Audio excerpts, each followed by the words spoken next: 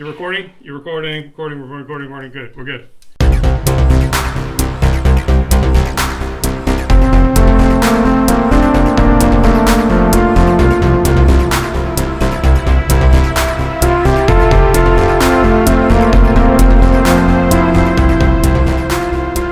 Welcome to Curiosity Public.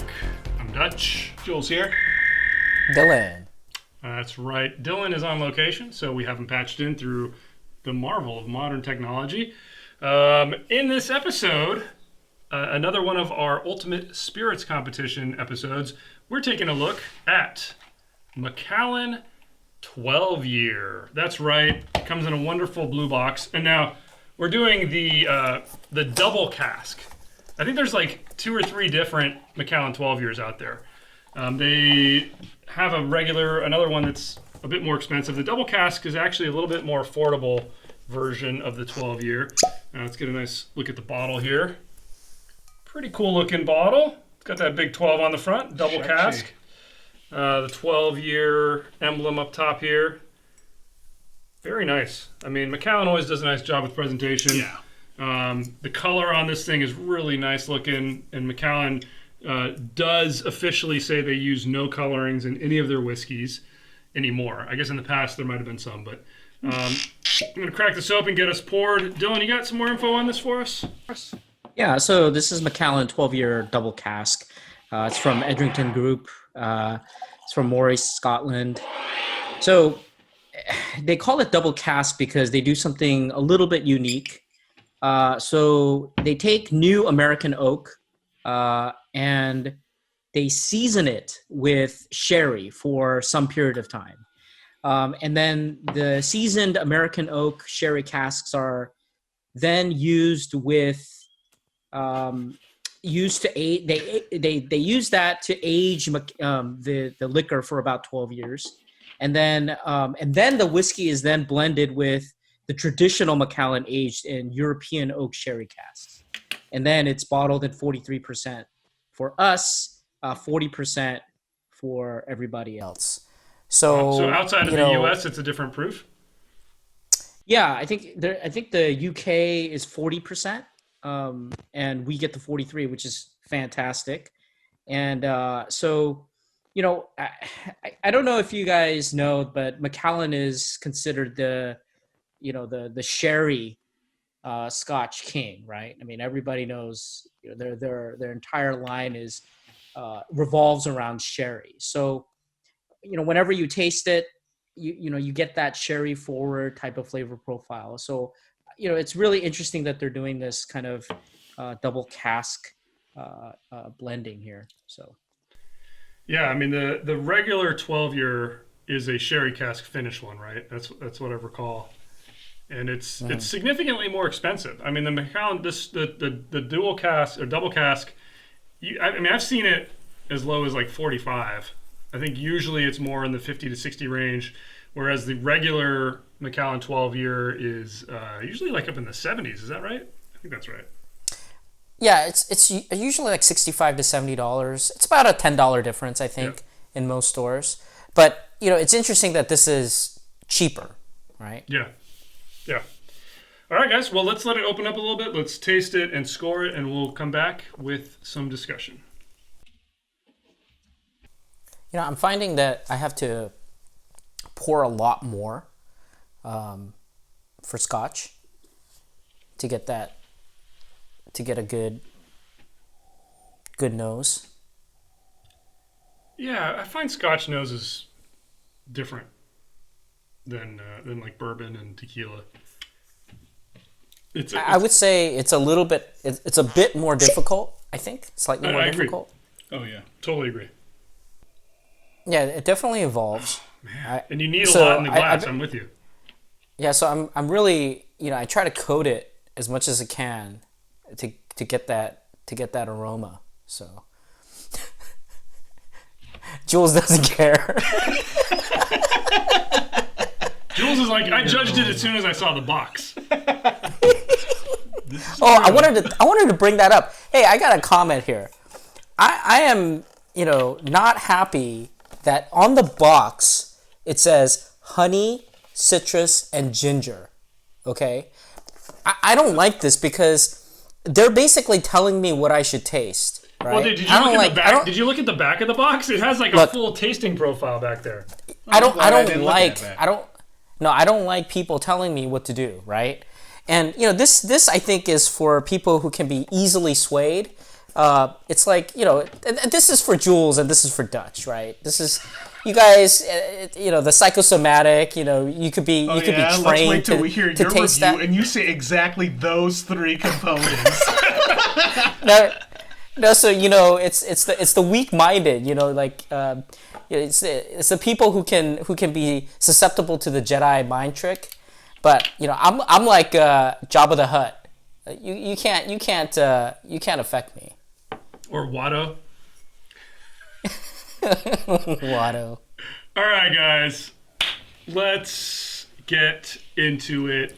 Let's start with the good. I'll kick things off here. This was so interesting because it went from me not being able to smell anything, which is normal, to me being able to smell all these amazing flavors. Like initially it was a little funky on the nose, but I couldn't get any flavors. And then after letting it open up, I was getting this really nice sweet black currant come through, a lot of oak. You could really get that second maturation coming through, or sorry, the sherry cask maturation coming through. Just such an interesting aroma to me. I mean, and it really grew on me. The other really nice thing about this was the balance of the flavors I was getting. The oak comes through, the smokiness comes through, the sweetness comes through, and all these other flavors dancing around there. It was just a really nice balance and complexity to this whiskey. I really enjoyed the tasting quite a bit. Dylan, why don't you go next? Yeah, I'm surprised that you didn't just say it smelled like honey, citrus, and ginger. What do I like about this? This is a very interesting journey, I gotta say. The flavor is it's a combination of a lot of ripe, sweet fruits, and then there's a little bit of that spice that comes in, but it's not off-putting. Again, you get that hint of that peat, the Macallan peat. You can taste that. You have that sherry. Obviously, you have that kind of the common theme, which is that sherry. Sherry, sherry flavor profile that you can always taste when you take a sip of Macallan. The aroma was fantastic. I would agree with that. I think it opens up to an amazing bouquet. Again, lots of fruit mixed in with spice. And the finish, surprising for a 12-year.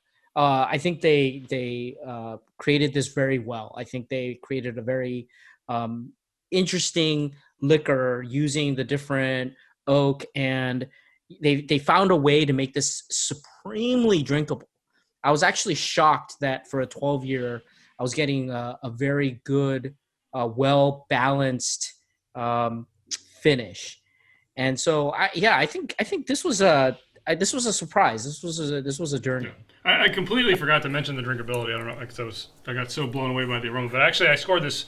The highest thing I scored on was drinkability, which for me, for a Scotch, is pretty telling. Like I've found it supremely drinkable. Yeah. I agree. I gave it a 9 out of 10. Yeah, me too. Let's hear from Jules. All right, well, if you guys are ready, so this is what's so good about this. I literally went on a cookie a la mode explosion fun, macadamia, cookie with so none of that on the box, with vanilla ice cream, and it was perfect, man. I mean, this thing was good. This was It's not on the box. It doesn't say any of those tasting notes here. Yeah, completely off. This was a nice dessert for me. And that's what was so fun and awesome. It's like, you know what, I can keep going on this. The finish is where it did evolve. That's where I got the sherry bomb and stuff, and it lingered for a bit, which was nice. But I mean, this was, so it's not really on the sweet side, I would say. But I mean, there was definitely hints, the vanilla stood out for me a lot, and so there you go. Yeah, I'm actually tasting the finish still. Yeah. and it's very, very pleasant. It's like flowers and honey, and Totally it's agree. still there. And I'm really enjoying it. I'm actually concerned that I didn't score it as high as I should. You know. Yeah, I'm kind of thinking the same thing to some extent. But anyway, let's move on to the bad. I'll kick things off here. Where this thing kind of, where I struggled with it a little bit was how everything kind of came together with it to some extent, and then also just the fact is I don't know if is this really that unique or not. I mean, I feel like all these flavors are there, and what I mean by how it all came together was I still on the palate had a lot of trouble pulling out distinct flavors. It's just this hit of dessert sweets, like you talked about, and fruit sweets. But I mean, I could pull out a couple of distinct flavors on the aroma, which is surprising because usually I'm much better at pulling those out on the palate. But on the palate, I really had trouble pulling out distinct flavors. So it was kind of this mass of flavor coming at me, but I was unable to kind of pick out what was coming at me. There's a lot there, and maybe if I took another 30 minutes and sipped on another glass of it, I'd be able to start pulling out some more things. But on a first taste, it just seemed a little bit lacking there in the body and aspects of the drinkability and complexity for me. So, or not drinkability, uniqueness and complexity. So, Dylan. Yeah. So I struggled trying to figure out what would be bad because none of it kind of there was no like real deviation. It kind of clustered in kind of 7s and 8s, and it kind of exceeded in some of the others. So it's really hard to kind of say, well, one thing stood out as being really bad. I mean, if I were to nitpick, I would say the balance isn't perfect. I think it's that I always get weird balance issues with different oak. Like when they do different types of oak or double maturation, sometimes it comes off a little bit strange and weird. And so balance is not perfect. I also thought that the uniqueness, I struggle with that as well. There's so many double casks, triple cask, double wood, double whatever, there's so many of these things. It's hard to kind of decipher which one is truly, better than the other. So, it clustered around there, but that's pretty much it. I thought this was a pleasant liquor. So I'd say those are the kind of nitpicking points there. Agreed. Jules. Here's what's bad. Double the oak is not double the fun necessarily, and that's what's bad. I don't know what that means. Is that what you're trying to say? I have no idea what this means either, but no, I feel like there may have been a bias on my part, like when I heard double oak, like, oh, okay. It's not double oak, it's double cask. Oh, double cask. Okay, maybe not. Wow. His entire score was based on something he thought he heard, guys. You heard it here first. Double cask. So my bad, pull it all back. But no, actually double cask, sure, it still works because it's like I don't know what's going on necessarily, and maybe that's my bias when I see that on like the marketing. So the marketing confused you? That's your knock? Yeah, maybe. Okay. I don't even know what to do with that, other than to move on to... Just cut that. Let's move on to... We're going to move on to the ugly. All right, guys. The ugly is where we discussed the non-flavor aspects, like maybe Jules' confusion over the marketing. That's one. I'll kick it off again. I don't know if this is a good value or not. I think in the world of Macallan it is, because I think this is one of the cheaper Macallans you can get. Their 18 is like $300. The regular 12-year we discussed is like more in the $60, $70 range. So I mean, for a Macallan, I feel like this is a good value. In the overall world of Scotch, I can't say that it really is a great value, but for the flavors I got, I'm not offended by the price at all. I think it's, I don't feel bad for paying as much as I paid for this. Aesthetics, it's fine. The box is nice. The bottle looks nice. It looks nice on your shelf. It's got that Macallan name. Not much I can say there. I like the fact that there's no coloring in it, and I like the fact that Macallan puts that on the box and on the label that it's natural. I think that's something that we need to see more of in the whiskey, in the Scotch world at least. So yeah, I mean, there's not a lot to say. I think it's fine. I guess I'll stick with that. Yeah, I don't know what Dutch is, smoking here, but here this is a great value. This is a fantastic value. The one thing I don't like about Macallan in general is that in the last couple of years, the price just keeps going up and up and up and up and up. And I still remember the day. I had Macallan 25 at one point, and 18, and all of these things.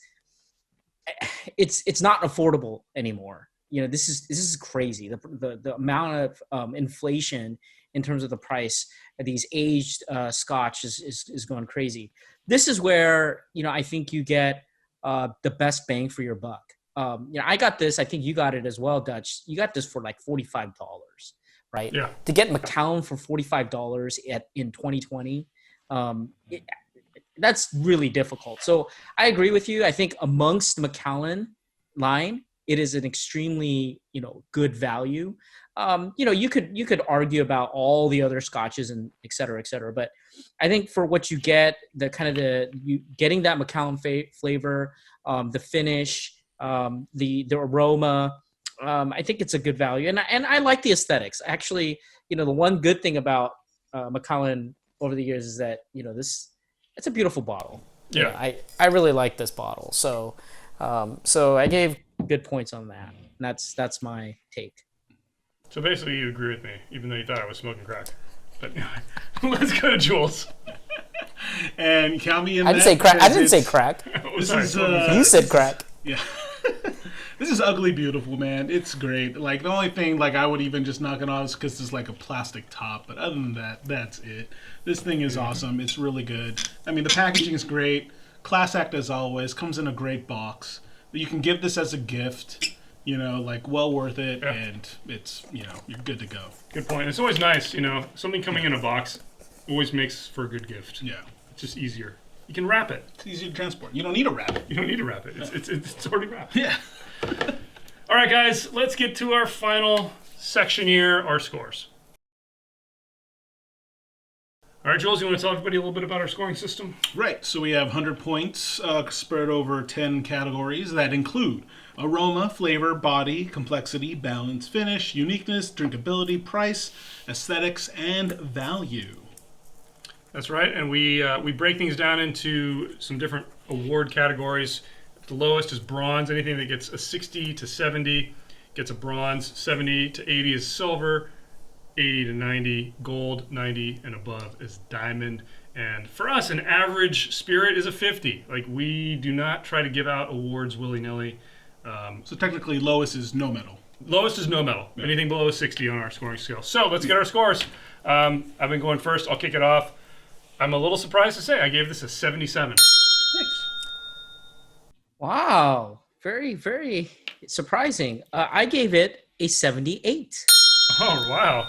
Wow. Synchronized. And I gave it a 72. Oh, wow. So not rocking the boat today. That means our official Ultimate Spirits Competition score and award for Macallan 12-year Double Cask Silver, baby. is a silver at 75 points. Very solid. Solid. Silver, dude. Silver. I mean, I that makes sense for this. I mean, this is silver through and through. It's I think it's more on the value side, but you're getting a lot for what you pay for. I think we all agree on that. Dude, it does no harm to the name brand at all. Exactly. All right, Jules, take us out. Well, hey, thumbs up, hit more subscriptions, and that was terrible. Hit that bell icon for notifications, comment below. You heard it here first, guys. Hit more subscriptions. Yeah, and more. Stay curious.